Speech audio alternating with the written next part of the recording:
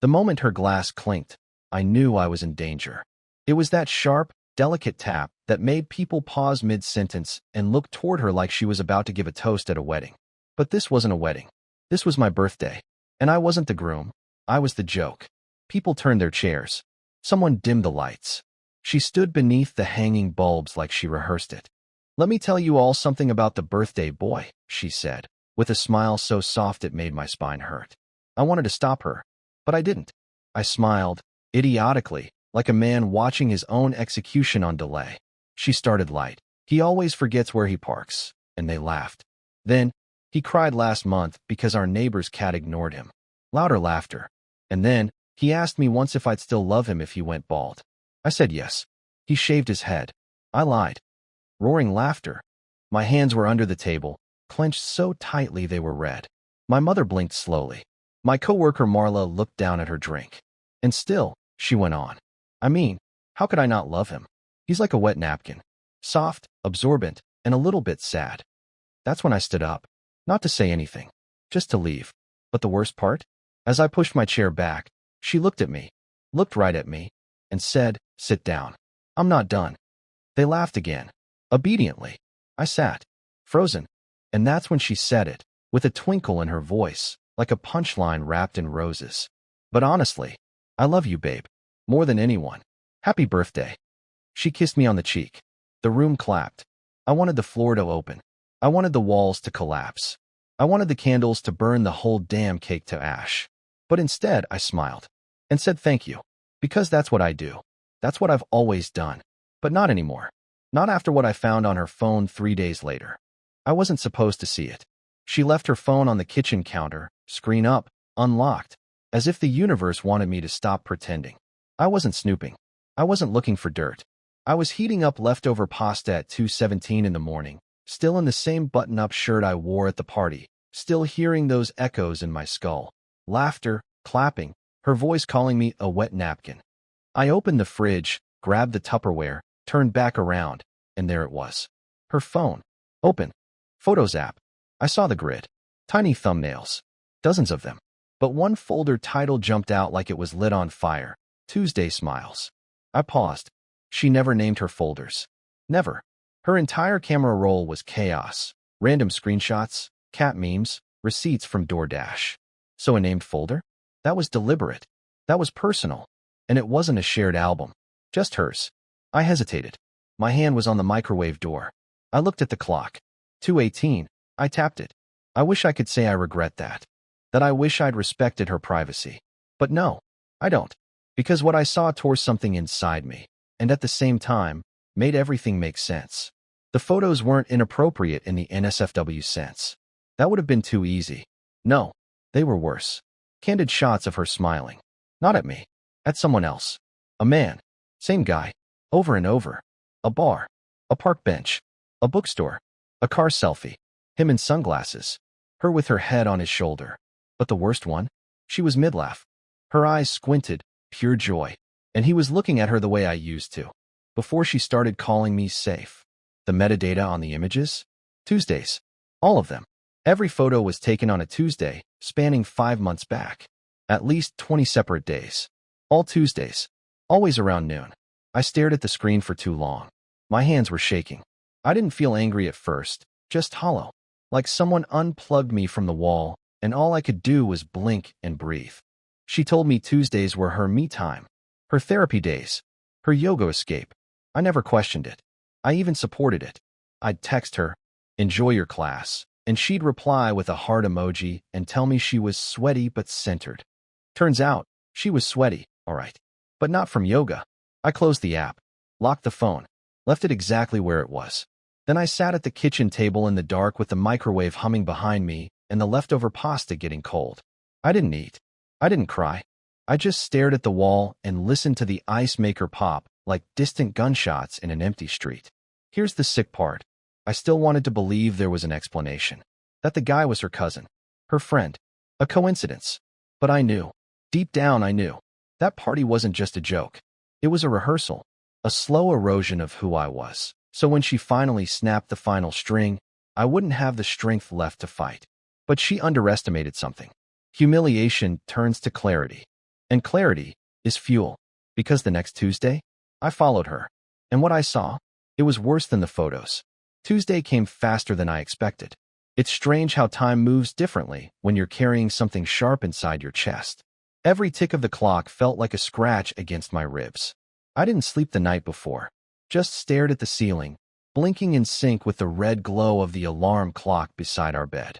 She slept peacefully, turned away from me, her breathing steady, shallow, like she had nothing to hide, like she'd already made peace with it all. I told her I had a meeting that morning. She nodded absently, brushing her hair into a ponytail, not even glancing at me. She said she'd be at yoga, then stopping by the juice place, and that I shouldn't wait for her for lunch. I didn't answer, just smiled. She left at 10:43 a.m. I gave her a 10-minute head start. I didn't want her to see my car, so I borrowed Jules' pickup, the old one with the muffler that sounds like it's coughing. She always hated that truck, which made it perfect. I followed from 3 blocks behind. She wasn't suspicious. Why would she be? She thought I was at work. First stop, the yoga studio. She parked in the lot. Walked inside. I waited. 10 minutes passed. 15. I considered that maybe I was wrong. Maybe this was all in my head. Then a thought crept in. Maybe she's just good at covering her tracks. Too good. At minute 17, she walked out. Not alone. He was there. Same guy from the photos. Taller in person. Longer hair. He wore a hoodie and joggers, like he'd just taken a class too. They didn't touch, but they didn't have to. The way they looked at each other, it wasn't casual. It was magnetic. People don't look at each other like that unless they've seen each other naked, or wanted to, or still do. They got into separate cars. She pulled out first. He waited. Smart. They met again at a small corner cafe 2 miles away, not the juice place she told me about. A quiet spot with outdoor seating and no cameras I could see. I parked across the street and watched through the windshield. They didn't sit across from each other. They sat side by side. Her knee touched his.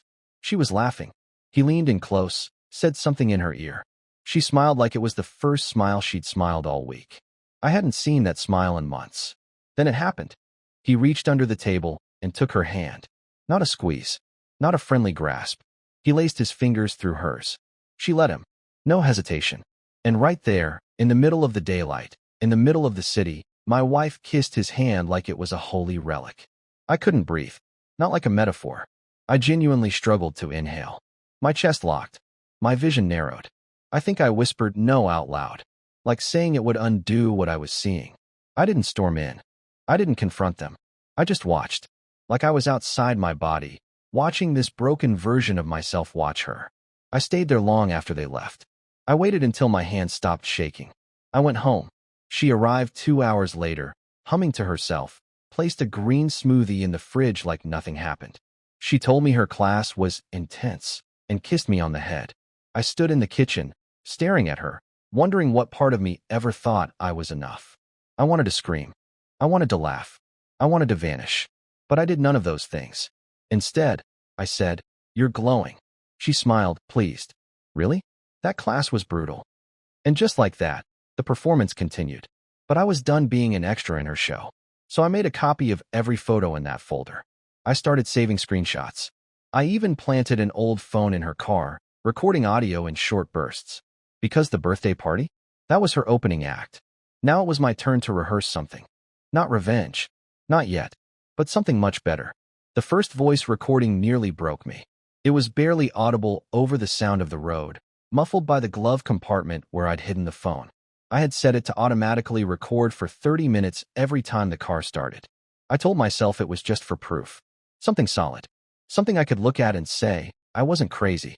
I wasn't just insecure or paranoid or jealous. This is real. The first few clips were just music. Talk radio. Her humming. I listened to them alone in the laundry room with headphones, volume maxed. It was like listening to the ghost of my marriage whisper through static. But on Thursday, 4 days after the party, I got one. He was in the car. She said, "You smell like that candle I love." And he laughed. Not a belly laugh. Not obnoxious. Just soft. Familiar. Comfortable. That kind of laugh people only share when they know each other in ways that aren't supposed to be shared. She asked him about his run that morning. He told her he hated running but did it anyway because "you always look at my calves after." She giggled. That's the part that hit hardest. Riley doesn't giggle with me. She has an in. I don't even remember when. She tolerates me. She manages me. But she doesn't giggle. They talked about me, too. Not directly. But I knew. He said, "Does he suspect?" She said, "He suspects everything. But he never acts." They both laughed this time. I paused the audio. My jaw clenched so tight my molars hurt. My chest felt like it was filling with wet concrete. Not just because of what they said, but because she was right. I never act. I write drafts of emails and delete them. I imagine confrontations and avoid them. I let things rot in silence, hoping they'll fix themselves. But this wasn't going to fix itself. I made a folder, named it Archie, his name. I wasn't supposed to know it yet, but I'd heard it in passing at the cafe. She called him Arch. I remembered, because I hated how easily she said it. The folder had screenshots, voice clips, GPS logs from the tracker app one installed under her seat. I became a man I didn't recognize. Meticulous, cold, focused. But nothing could have prepared me for the second recording. It was longer, 28 minutes. She was emotional, soft-spoken. She talked about me, by name this time. "I don't know when I stopped seeing him as a partner," she said. "I just feel like he's always watching me with those big sad eyes, and I can't breathe." He didn't speak, so she kept going. "I know he'd never hurt me, but that's the problem. He never does anything. He lets life happen to him, like he's stuck in a waiting room." That line, that stupid, perfect line. I paused the audio, rewound, played it again, like he's stuck in a waiting room. I was, for years, waiting for her to love me back the way I loved her. Waiting for the little things to return, the hands brushing in the hallway, the forehead kisses in the morning, the good night, "I love you," that didn't sound like it was being read off a teleprompter. I deserved this, didn't I? That was the thought that slithered in. That maybe I was weak. That maybe her betrayal wasn't cruelty. It was inevitability. Gravity. A truth that had always been beneath the surface, waiting for pressure to crack it open. But that didn't mean I was going to let it bury me. Because now, it wasn't about sadness. It was about precision. I made 3 copies of the folder. One on a USB. One in cloud storage under a fake email. One hidden in plain sight on her old laptop. The one she never uses anymore. Under a folder named taxes_2021. I wasn't sure what I was planning yet, but I knew this.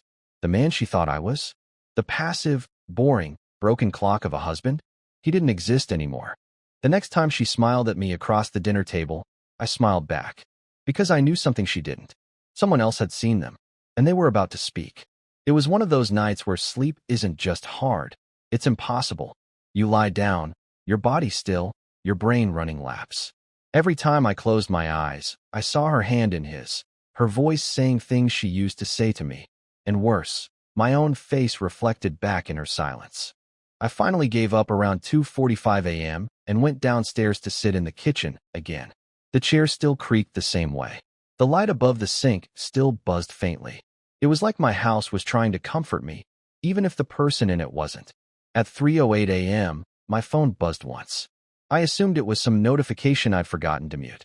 But when I glanced at the screen, my chest tightened. Unknown number. "You're not crazy. She's been doing this for a while. I can prove it." I just stared at it. For 30 seconds straight, I didn't move. I reread the message 4 times, hoping it would change into spam or a wrong number. But no, it was for me. It knew. Someone knew. I replied with one word. "Who?" The typing bubble appeared immediately. They were waiting. "Let's just say I've been watching too. You're not the only one who's been lied to." I felt a cold wave pass through me. The air in the kitchen turned heavy. I wasn't alone in this. I wasn't the only person collecting pieces of this ugly puzzle. Another message followed. "If you want to know the full story, meet me tomorrow. Public place. Neutral. I'll show you what she's been hiding from both of us." There was an address. A time, 11:45 a.m. A coffee shop I'd never heard of, far across town. One of those hidden local spots you wouldn't find unless you were looking for it. I didn't sleep at all. My mind spiraled with possibilities. Was it someone from her job? An ex-friend? One of his people? Was it a setup? A trap? Or was it exactly what I'd been praying for, the missing piece? I didn't tell Riley. That morning, she got dressed in a yellow blouse I hadn't seen in a year. Said she had a light day and would be doing errands. She smelled different, like new perfume. I watched her leave without a word. She didn't even kiss me goodbye. I drove to the cafe, parked a block away, and walked in right at 11:44. My palms were sweating. I scanned every face, every corner. Then I saw her. Not Riley. Another woman. Late 30s, maybe early 40s. Dark hair tied up in a messy bun, denim jacket, phone clutched in her hand.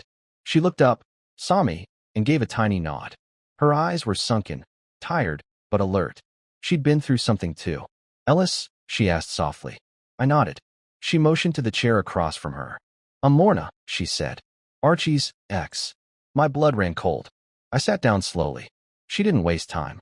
"He's done this before. Probably still is. I found your number in a backup text thread on his old iPad. I saw a name.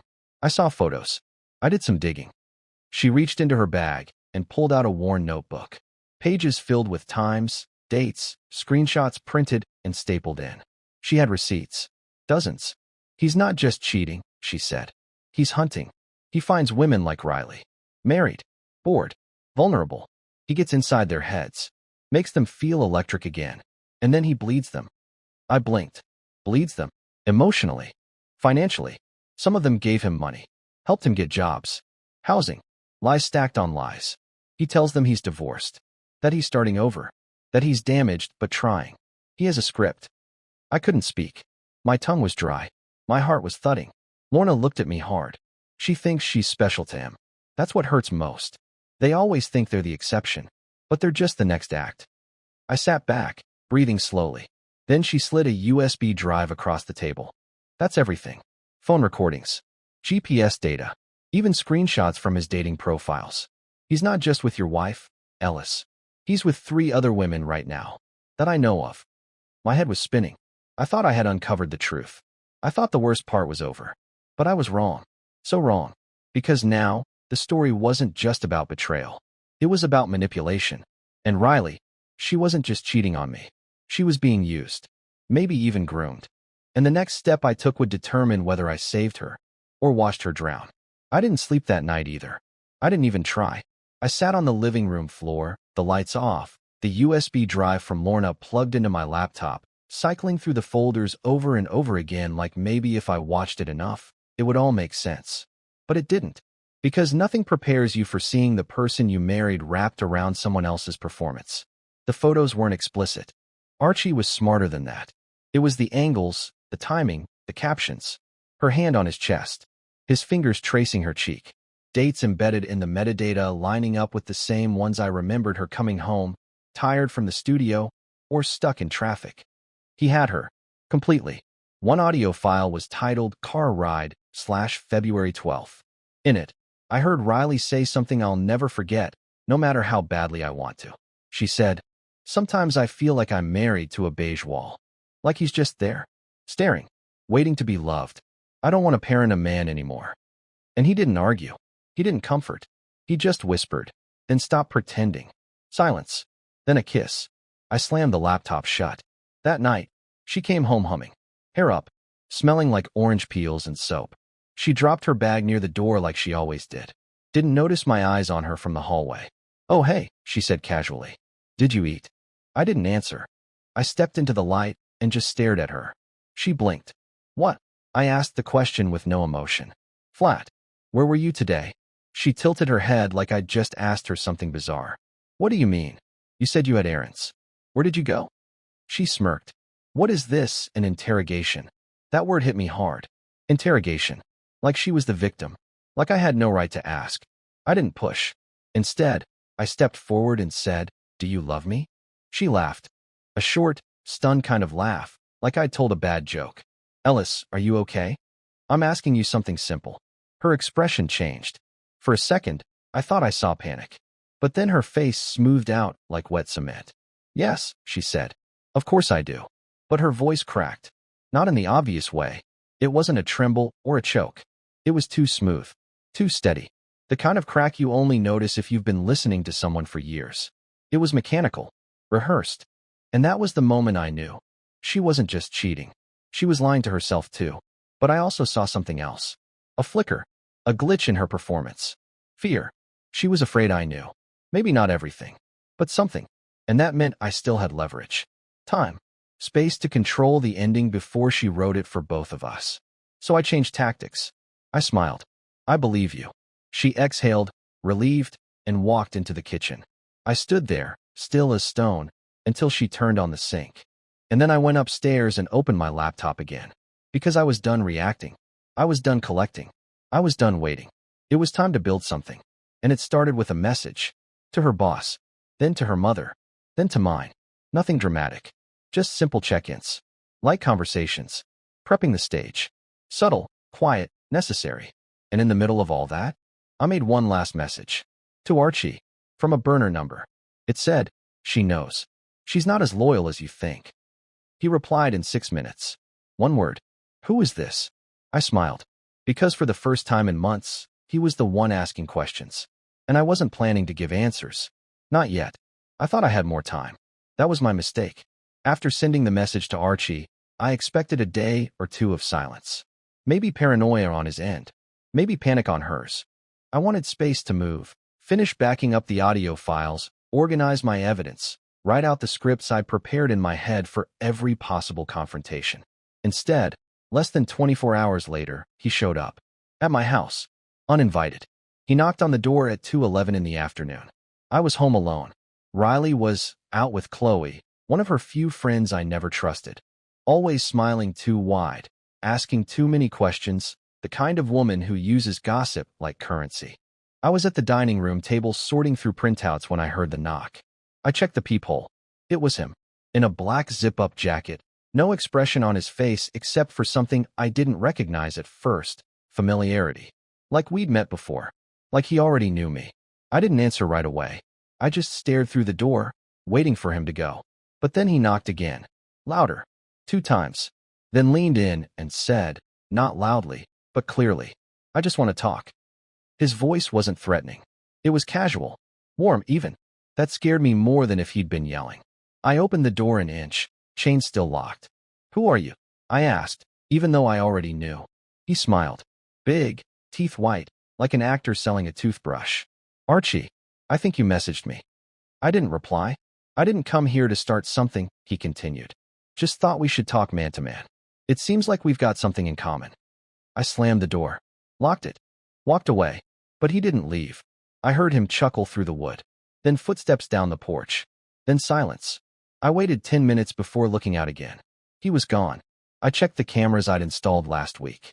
He didn't look up once, just smiled, waited, and left like it was all routine. And here's the thing. I wanted to believe that I had the upper hand, that I was orchestrating this chaos. But now, I wasn't sure. Archie wasn't unraveling. He was playing. And Riley? She came home at 5. I didn't say a word about the visit. I watched her carefully, studied every movement. Nothing changed. No sign she knew. Or maybe she did. Maybe they'd planned it. Maybe he was testing me. At dinner, she asked if I wanted to go away for the weekend. Just the two of us.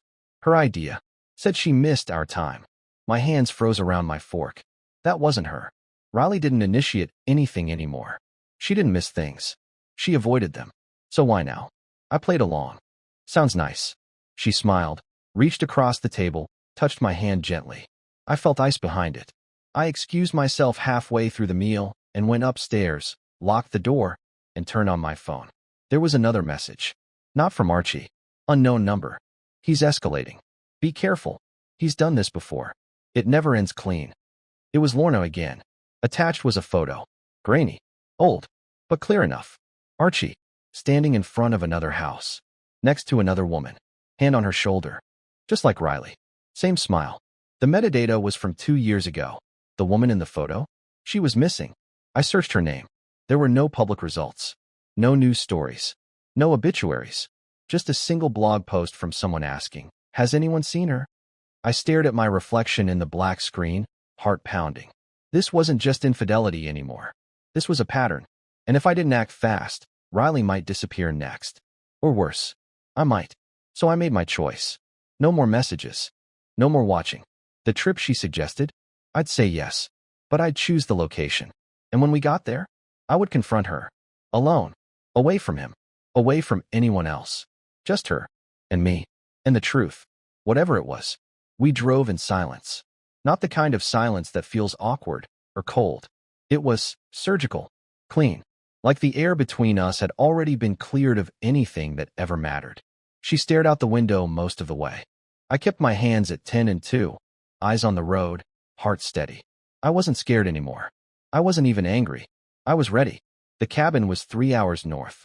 Remote, no neighbors in sight. It belonged to Jules' friend, technically abandoned, but still standing. The plan had been simple. She wanted reconnection. I offered isolation. No phones, no distractions.